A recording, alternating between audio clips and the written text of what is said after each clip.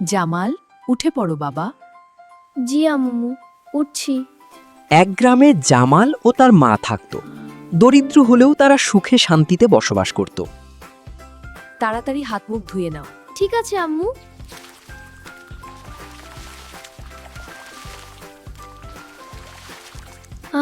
কি সতেজ লাগছে। আজ খাবারটা একটু কম, জামালকে আজও কম খাবার দিতে হবে। অভাবের সংসার হলেও তাদের দিনকাল ভালোভাবে যাচ্ছিল। যা আছে তাই খাও বাবা। আলহামদুলিল্লাহ।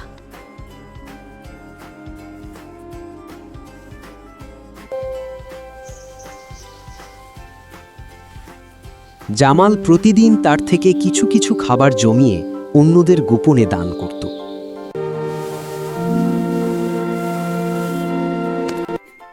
জামাল, তুমি কম খাচ্ছ কেন? মা, আমার ক্ষুধা কম। জামাল তার জমানো খাবার নিয়ে বাড়ি থেকে বের হয়। সে খুব গোপনে গ্রামের এক অসহায় বৃদ্ধ লোকের বাড়ির সামনে যায়। বাড়ির অবস্থা দেখে বৃদ্ধ লোকের আর্থিক অবস্থা বোঝা যায়। হে আল্লাহ, এই অল্প খাবার দিয়ে বৃদ্ধ লোকটির যদি কোনো উপকার আসে।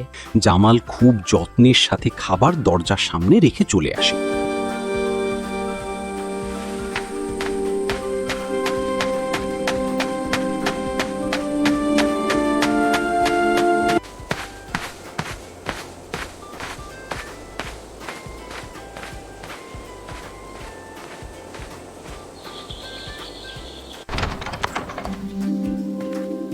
কে আছে? বৃদ্ধ লোকটি খাবার খেয়ে জামালের জন্য দোয়া করে।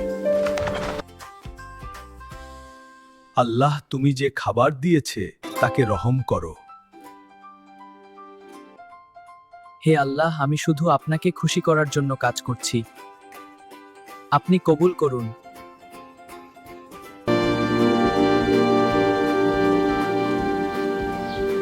জামাল বাড়ি ফিরে দেখে তার মা খুব অসুস্থ হয়ে বিছানায় পড়ে আছে। জামাল, বাবা, আমার শরীরটা ভালো লাগছে না।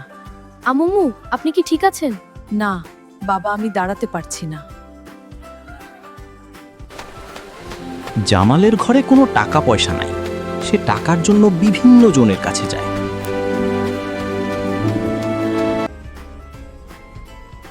চাচা, আমাকে কিছু টাকা দিয়ে সাহায্য করবেন? আমার কাছে টাকা নেই, আমি তোমাকে কোনো সাহায্য করতে পারবো না।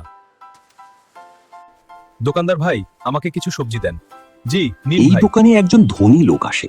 সে কিছু কিনে দোকানদারকে টাকা দিতে দিয়ে দেখে তার টাকা চুরি আমার হয়ে টাকা গেছে। চুরি হয়ে গেছে, এই ছেলেটি নিয়েছে। না, আমি চুরি করি নাই, আমি আপনার টাকা নেই নাই। মিথ্যাবাদী, এই ছেলেটাই চোর। না, আমি চুরি করি নাই। জামাল ধনী লোকটার পাশে দাঁড়িয়েছিল। ধনী লোকটা জামালকে ভুল বুঝে তাকে চোর মনে করে। তখন ওই বৃদ্ধ, যাকে জামাল গোপনে খাবার দিত, এগিয়ে আসে ও সবার ভুল ভাঙিয়ে দেয় যে জামাল খুব ভালো ছেলে। থামো, তোমরা কোথাও ভুল করছো। এই ছেলেটা কখনো চুরি করতে পারে না। এই ছেলে চোর না, তার মা অসুস্থ। এই ছেলে পরিশ্রম করে সংসার চালায়। তাহলে কে আমার টাকা চুরি করলো? কেউ না কেউ তো আমার টাকা চুরি করেছে। কিছুক্ষণের মধ্যেই চোর ধরা পড়ে। চোর ধরা পড়েছে, এই লোক আপনার টাকা চুরি করেছে। আমি ভুল করেছি বাবা, আমাকে মাফ করে দিও। আমি তোমাকে মিথ্যা অপবাদ দিয়েছি। আমি আপনাকে মাফ করে দিলাম। ধনী লোকটি সানন্দে জামালের মায়ের চিকিৎসার দায়িত্ব নেয়। আমি তোমার মায়ের চিকিৎসা করব।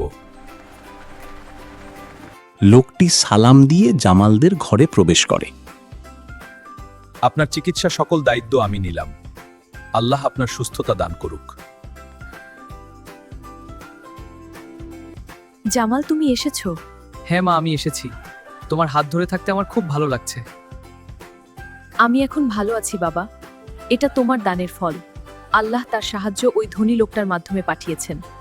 জামাল আবার খাবার নিয়ে বের হয় কোনো অসহায়কে সাহায্য করার জন্য। আপনি সব দেখেন,